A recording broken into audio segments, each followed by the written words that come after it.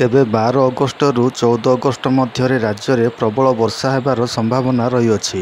ତେବେ 13 ଅଗଷ୍ଟ 2025 ସୁଦ୍ଧା ଉତ୍ତର ପଶ୍ଚିମ ଏବଂ ସଂଲଗ୍ନ ପଶ୍ଚିମ କେନ୍ଦ୍ରୀୟ ବଙ୍ଗୋପସାଗରରେ ଏକ ଲଘୁଚାପ କ୍ଷେତ୍ର ସୃଷ୍ଟି ହେବାର ସମ୍ଭାବନା ରହିଅଛି, ଯାହାଫଳରେ 24 ଘଣ୍ଟା ମଧ୍ୟରେ ପ୍ରବଳ ବର୍ଷା ହେବାର ସମ୍ଭାବନା ରହିଛି।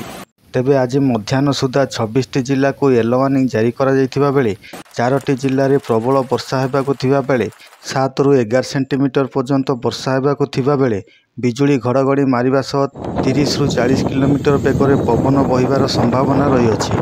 ବାକି 22 ଜିଲ୍ଲାରେ ହାଲୁକାରୁ ମଧ୍ୟମ ଧରଣର ବର୍ଷା ହେବାକୁ ଥିବା ବେଳେ ବିଜୁଳି ଘଡ଼ଘଡ଼ି ମାରିବା ସହ 30ରୁ 40 କିଲୋମିଟର ବେଗରେ ପବନ ବହିବାର ସମ୍ଭାବନା ରହିଅଛି। 4 ଜିଲ୍ଲାକୁ ଗ୍ରୀନ୍ ୱାର୍ଣ୍ଣିଂ ଜାରି କରାଯାଇଥିବା ବେଳେ ଏହି ସବୁ ଜିଲ୍ଲାରେ ପାଗ ଶୁଖିଲା ରହିବ। ତେବେ ଚାଲନ୍ତୁ ଜାଣିବା କେଉଁ ସବୁ ଜିଲ୍ଲାରେ ପ୍ରବଳ ବର୍ଷା ହେବା ସହ ବିଜୁଳି ଘଡ଼ଘଡ଼ି ମାରିବ ଏବଂ ପବନ ବହିବ। ତେବେ ସେସବୁର ସମ୍ପୂର୍ଣ୍ଣ ବିବରଣୀ ଜାଣିବା ପାଇଁ ଆମ ଭିଡ଼ିଓଟିକୁ ଶେଷ ପର୍ଯ୍ୟନ୍ତ ଦେଖନ୍ତୁ। ଯଦି ଆପଣମାନେ ଆମ ଚ୍ୟାନେଲଟିକୁ ସବସ୍କ୍ରାଇବ୍ କରିନାହାନ୍ତି ତେବେ ଆମ ଚ୍ୟାନେଲଟିକୁ ସବସ୍କ୍ରାଇବ୍ କରିଦିଅନ୍ତୁ ଏବଂ ପାଖରେ ଥିବା ବେଲ୍ ଆଇକନ୍ଟିକୁ ଦବାଇ ଦିଅନ୍ତୁ, ଯାହାଫଳରେ ଆପଣମାନେ ଆମ ଚ୍ୟାନେଲର ପାଣିପାଗ ସମ୍ବନ୍ଧୀୟ ସମସ୍ତ ତଥ୍ୟ ସବୁଦିନ ପାଇପାରିବେ।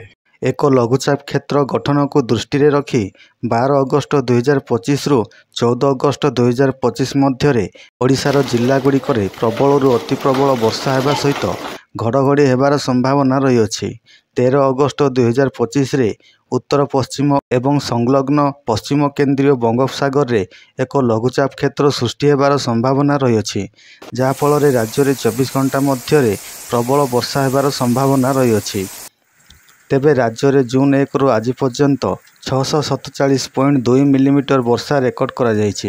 ୟେଲୋ ୱାର୍ଣ୍ଣିଂ ଜାରି କରାଯାଇଥିବା 26 ଜିଲ୍ଲା ମଧ୍ୟରୁ 4 ଜିଲ୍ଲା ଯେଉଁଠି ପ୍ରବଳ ବର୍ଷା ହେବାର ସମ୍ଭାବନା ରହିଅଛି: ମାଲକାନଗିରି, କୋରାପୁଟ, ରାୟଗଡ଼ା, ଗଜପତି।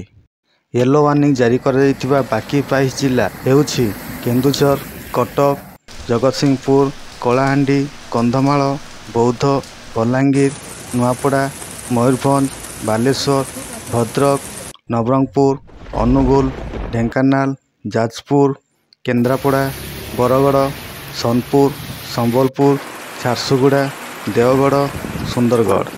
ଏହିସବୁ ଜିଲ୍ଲାରେ ହାଲୁକାରୁ ମଧ୍ୟମ ଧରଣର ବର୍ଷା ହେବାର ସମ୍ଭାବନା ରହିଅଛି। ଗ୍ରୀନ୍ ୱାର୍ଣ୍ଣିଂ ଜାରି କରାଯାଇଥିବା ଜିଲ୍ଲାଗୁଡ଼ିକ ହେଉଛି ଗଞ୍ଜାମ, ନୟାଗଡ଼, ଖୋର୍ଦ୍ଧା, ପୁରୀ। ଏହିସବୁ ଜିଲ୍ଲାରେ ପାଗ ଶୁଖିଲା ରହିବ।